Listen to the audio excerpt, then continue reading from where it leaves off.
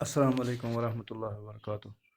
Tatu बच्चों आज छ बेय तुहंद खतर ग्रामर को ब्याख अख हिस्सा कोड़मुत तो अमुक उनवान छ काइंड्स ऑफ नाउन नाउन छ पता है तो नाउन गो नेमिंग वर्ड कह नाव अत वनो नाउन तो वो आज अमिक काइंड्स अमिक common noun proper noun collective noun material noun abstract noun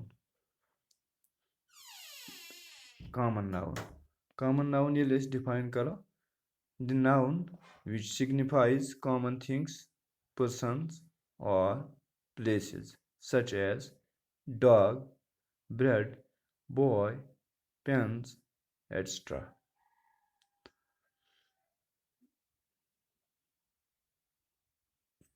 in पच ब्याख proper noun ये list define करो the noun which signifies the name of a particular person, place, or a thing, such as, for example, e.g. means, for example, the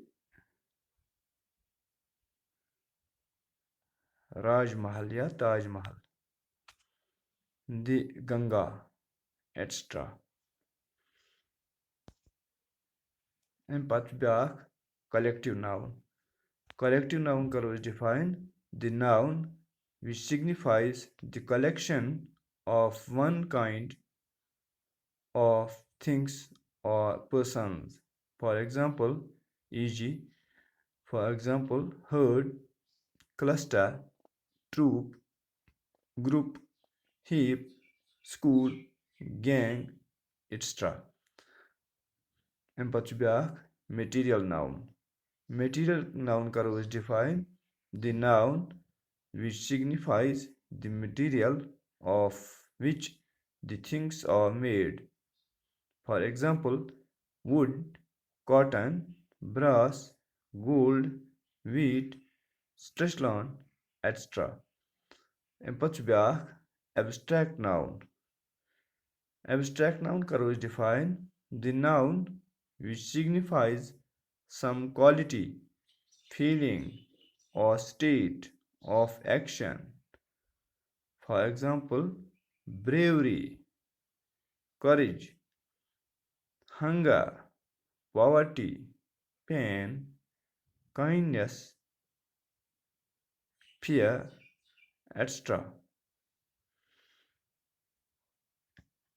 इतकन गो ये सबक मुकम्मल अजुक तो बह कर बे repeat थोड़ा कि कॉमन नाउन गो युस हसा आम चीज़ों खतर इस्तेमाल करो. For example, dog इच आम, bread इच आम, boys इच आम या pens इच आम. तो अम पच प्रॉपर नाउन गो खास चीज़ों खतर इस्तेमाल करो. सपोज ताजमहल छु, राजमहल छु या गंगा छि या इथे कन जमुना छि या जहलिम छु या इथे कन बकई चीज. अम पच ब्याख कलेक्टिव नाउन गो युस जमोज खतर इस्तेमाल करो. मसलन क्या क्या अथ मज हर्ड गो खुल या क्लस्टर या ट्रूप या ग्रुप या हीप डेरा या स्कूल तो पता अथ मज मतलब लड़के कोर उस्ताद बकि चीज.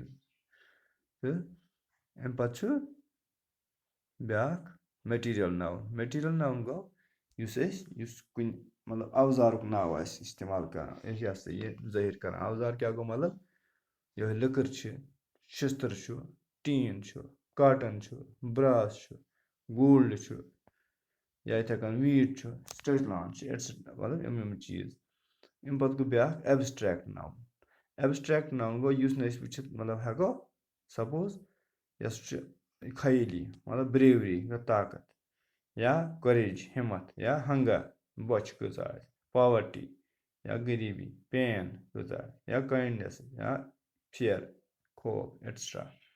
तो इतन गो सबक मुकम्मल बिहु खुदा सवाल यह सेमी जमो सद खतर चुनमुत तो बिहु रबस हवाल. अस्सलामु अलैकुम वरहमतुल्लाह.